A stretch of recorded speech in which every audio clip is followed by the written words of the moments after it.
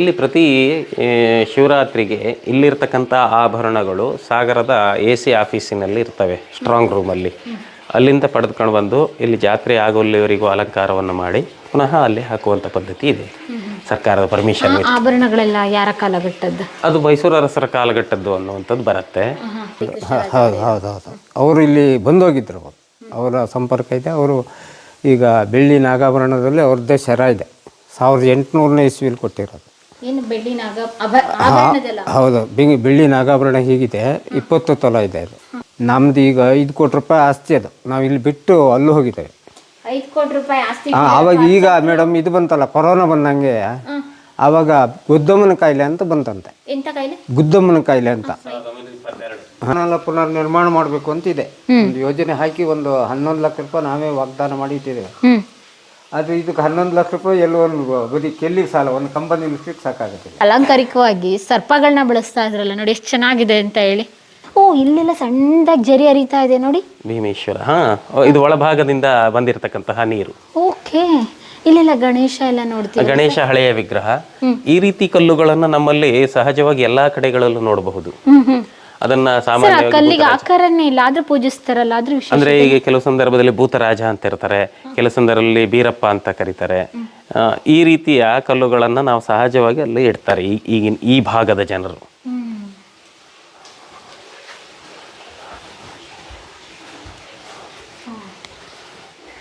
ಇಷ್ಟು ದೊಡ್ಡ ಕಾರರುಬ್ಬ ಕಲ್ಲು. ಹೌದು, ಆಗಿನ ಕಾಲದ್ದು ನೋಡ್ರಿ, ಇದು ಕಾರರುಬ್ಬುವ ಕಲ್ಲು. ಈಗ ನಾ ಕಲ್ಲನ್ನು ಹೊರಳಿಸ್ಲಿಕ್ಕೆ ಆಗಲ್ಲ ನಮ್ಮ ಹತ್ರ. ಹಾಗೆಲ್ಲ ಎಷ್ಟಿದೆ ನೋಡ್ರಿ ಇದು. ಎಷ್ಟು ದೊಡ್ಡದು ಸರ್.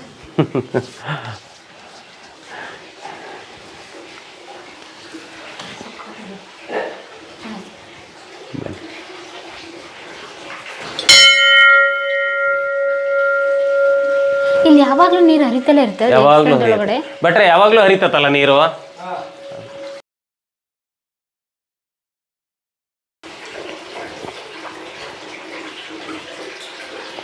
ದುರ್ಗಾ ಪರಮೇಶ್ವರಿ ಇದು ಇತ್ತೀಚಿನದ್ದು, ಅಂದ್ರೆ ಮೂಲತಃ ಇದ್ದಿದ್ದಲ್ಲ. ಸಖತ್ತಾಗಿದೆ ಸರ್. ಪ್ರತಿ ವರ್ಷ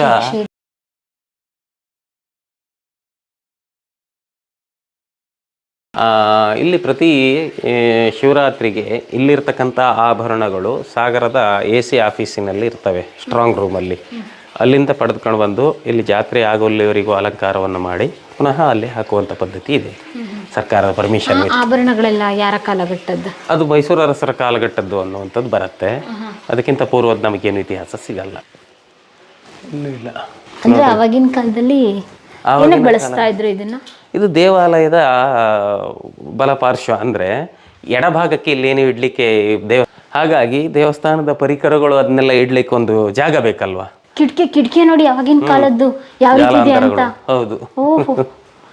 ಬೆಳಕು ಬರೋದಕ್ಕೆ ಕೊಪ್ಪರದ ಹಂಚು ಅಂತ ಹೇಳಿ ಈಗಿನ ಕಾಲದಲ್ಲಿ ಕರಿತೇವೆ.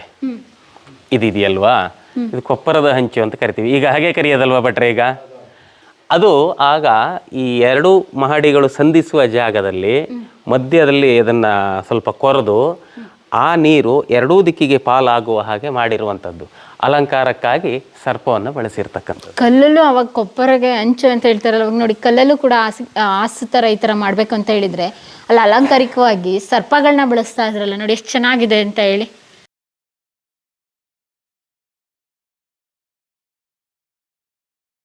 ಪ್ರಿಯ ವೀಕ್ಷಕರೇ, ನಾವು ತೋರಿಸುತ್ತಿರುವ ಇತಿಹಾಸದ ಕಥೆಗಳು ಕನ್ನಡದ ಕಲೆ, ಸಾಹಿತ್ಯ, ಸಂಸ್ಕೃತಿ, ಜನಜೀವನ, ಇತಿಹಾಸ ಸೃಷ್ಟಿಸಿದ ಜನಸಾಮಾನ್ಯರ ಅಸಾಮಾನ್ಯ ಕಥೆಗಳು ನಿಮಗೆ ಇಷ್ಟ ಆಗಿದ್ಯಾ? ಹಾಗಿದ್ರೆ ವಿಡಿಯೋ ನೋಡಿ ಸುಮ್ಮನಾಗ್ಬೇಡಿ, ಶೇರ್ ಮಾಡಿ, ಸಪೋರ್ಟ್ ಮಾಡಿ, ನಮ್ಮೊಂದಿಗೆ ಜೊತೆಯಾಗಿ. ಇದು ನೀವೇ ಬೆಳೆಸಿದ ನಿಮ್ಮ ನೆಚ್ಚಿನ ಡಿಜಿಟಲ್ ಮಾಧ್ಯಮ. ಇನ್ಮುಂದೆ ನಿಮಗಾಗಿ ಇನ್ನಷ್ಟು ವಿನೂತನ ಶೈಲಿಯಲ್ಲಿ ಬರಲಿದೆ. ನೈತಿಕ ಬೆಂಬಲದ ಜೊತೆಗೆ ಆರ್ಥಿಕ ಬೆಂಬಲ ನೀಡಿ. ನಿಮ್ಮ ಬೆಂಬಲವೇ ನಮಗೆ ಪ್ರೇರಣೆ, ಸ್ಫೂರ್ತಿ ಕೂಡ. ನಿಮ್ಮ ಬೆಂಬಲದೊಂದಿಗೆ ನಮ್ಮ ಪಯಣ ಮುಂದುವರಿಯುತ್ತಿದೆ. ಸಾಮಾಜಿಕ ಬದಲಾವಣೆಗೆ ಜೊತೆಯಾಗಿ ನಮ್ಮ ಮುಂದಿನ ಪೀಳಿಗೆಗೆ ಕರ್ನಾಟಕದ ಇತಿಹಾಸ ಉಳಿಸೋಣ.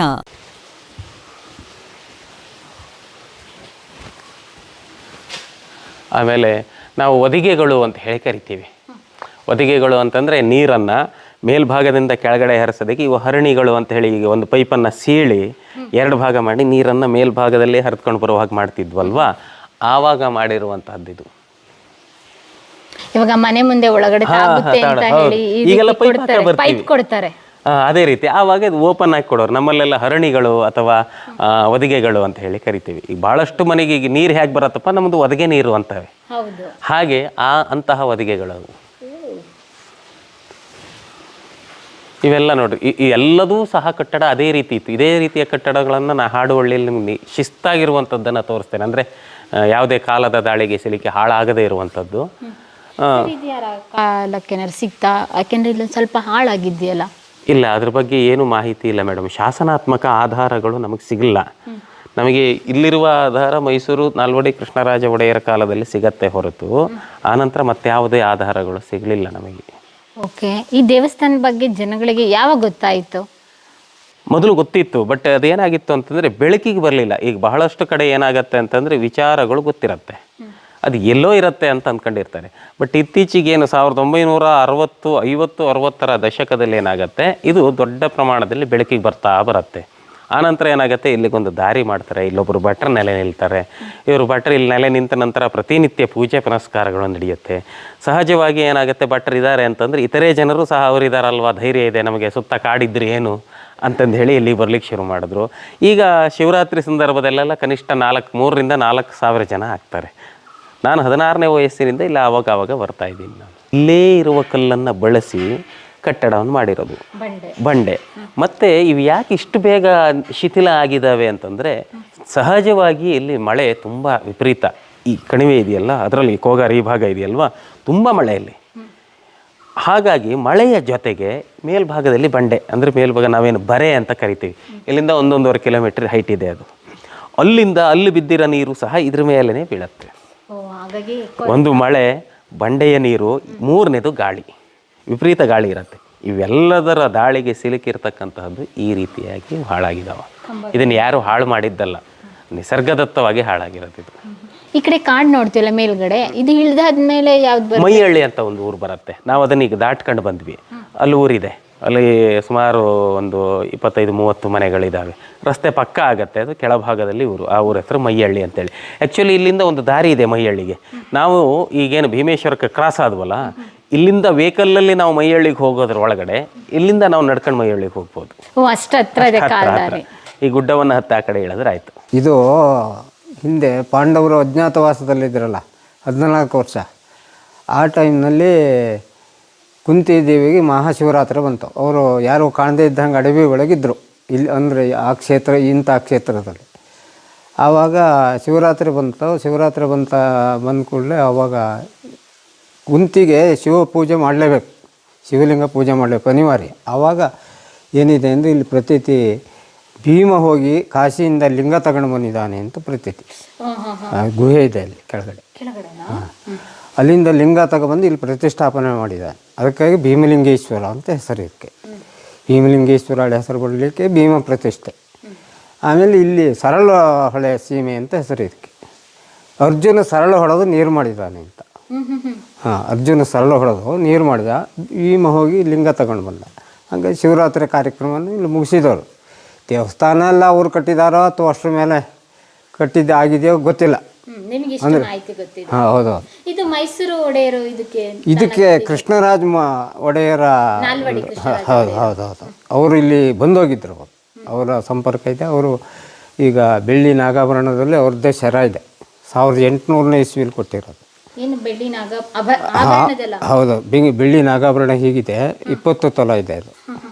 ಅದರಲ್ಲಿ ಅದು ಎಷ್ಟು KG ಹಿಂದಿನ ಕಾಲದಲ್ಲಿ ಹೇಳಿರೋದು ತೊಲ ಅಂತೇಳಿ ನಾವು ಅದನ್ನೇ ಮುಂದುವರ್ಸ್ಕೊಂಡು ಬಂದಿದ್ದೇವೆ. ನಾವು ಇನ್ನೂ ತೂಕ ಮಾಡಲಿಲ್ಲ ಅದನ್ನು. ಪ್ರತಿ ಶಿವರಾತ್ರಿಗೆ ತರ್ತೇವೆ ಅದು. ಆಮೇಲೆ ಅದು ತಾಲೂಕು ಖಜಾನೆ ಇದರೊಳಗೆ ಇರ್ತದೆ. ಒಂದು ಪೊಲೀಸ್ ವ್ಯಾನ್ ಶಿವಮೊಗ್ಗದಿಂದಲೇ ಬರ್ತದೆ.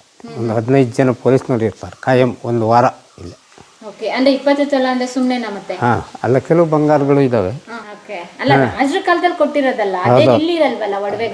ಇಲ್ಲಿರೋದಿಲ್ಲ, ಇಲ್ಲಿ ಏನೂ ಇರೋದಿಲ್ಲ. ಕೃಷ್ಣರಾಜ ಒಡೆಯರು ಕೊಟ್ಟಿದ್ದು ಅಂತೆ ಶರಣ ಹಾಗೆ ಇದೆ. 1800ನೇ ಇಸ್ವಿಲಿ ಕೊಟ್ಟಿರೋದು ಅಂತ. ಅದು ಭೀಮೇಶ್ವರದ ಇತಿಹಾಸದ ಡಾಕ್ಯುಮೆಂಟ್ ಅಂದ್ರೆ ಅದೇ ಸೈ.